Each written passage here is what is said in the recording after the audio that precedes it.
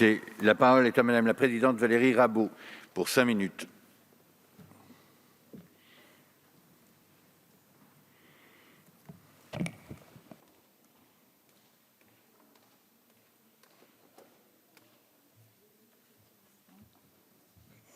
Monsieur le Président, Messieurs les ministres, Monsieur le Président de la Commission des finances, Messieurs les rapporteurs généraux, mes chers collègues, près de 20 ans, jour pour jour après son entrée en vigueur, nous voici réunis pour examiner une proposition de loi visant à modifier la loi organique de 2001, la fameuse LOLF.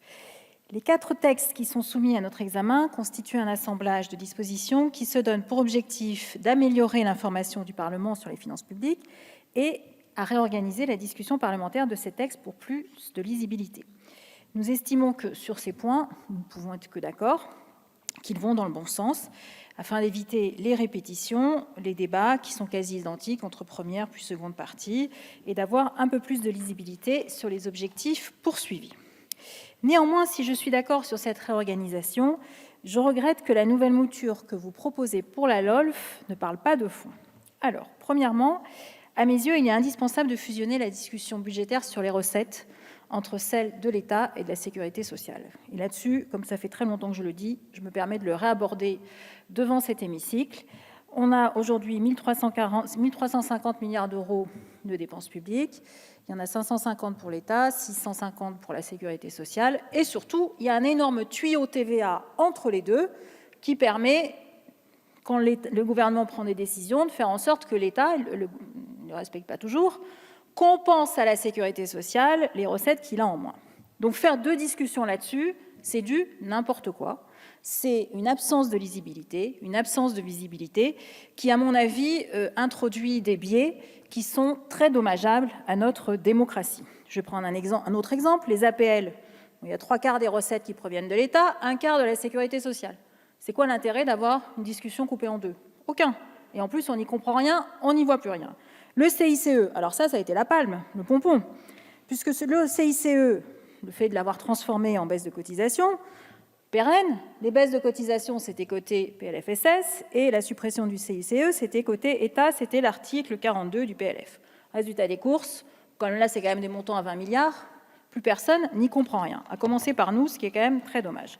Donc sur ce point, je regrette que ça n'y soit pas. Une fusion de la discussion sur les recettes entre l'État et la sécurité sociale. Deuxième point, il faut arrêter de faire des débats sur des données statiques. Donc ça, c'est l'amendement Mésange. Mésange, j'y tiens beaucoup, et depuis très longtemps, depuis 2014. Mésange, c'est le nom du modèle macroéconomique de Bercy et de l'INSEE qui donne la dynamique macroéconomique. Quand on baisse des cotisations, quand on augmente des impôts, ça a un effet macroéconomique sur la croissance, sur les créations d'emplois. Donc ces données-là, elles existent à Bercy. Souvent, elles restent dans le bureau du ministre. Alors il faut aller les chercher, mais ça serait mieux qu'on n'ait pas besoin d'aller les chercher et qu'elles nous soient données systématiquement. Je vais prendre un exemple dont vous allez vous souvenir, les taxes écologiques que vous avez fait voter. Vous pensez qu'elles passeraient inaperçues? Ben non, elles ont abouti sur le mouvement des Gilets jaunes. Bon, je suis désolée de le rappeler, mais ça, si on l'a sous les yeux, oui, mais il n'y avait pas de mouvement des Gilets jaunes à ce moment-là. Si on les a sous les yeux, on comprend cette dynamique. Et surtout, on l'anticipe, et ça sert à ça de faire un débat budgétaire, sinon il vaut mieux ne pas en faire. Donc il faut avoir les 2 volets, c'est-à-dire savoir l'impact sur nos concitoyens et avoir la dynamique macroéconomique. Et sur l'impact sur nos concitoyens, nous avions fait un petit simulateur qui pourrait vous inspirer, qui est toujours en ligne, qui montrait l'aspect et le montant délirant des taxes énergétiques qui avaient été alors proposées. Sur la forme, nous avons déposé plusieurs amendements pour systématiser l'audition des ministres dans le cadre des décrets d'avance, qui permettent, vous savez, de déroger au principe de l'autorisation parlementaire de la dépense.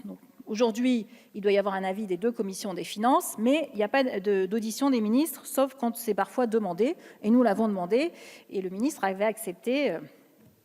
Mais enfin, ça ne s'était pas fait. Voilà, exactement. Nous proposerons ensuite de renforcer l'évaluation financière des dispositions introduites par le gouvernement en cours d'examen.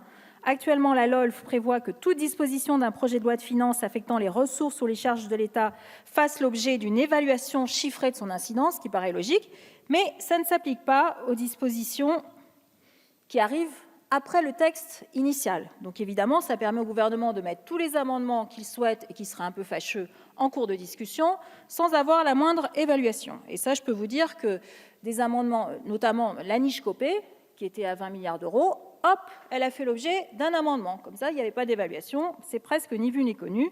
Donc, c'est quand même très dommageable.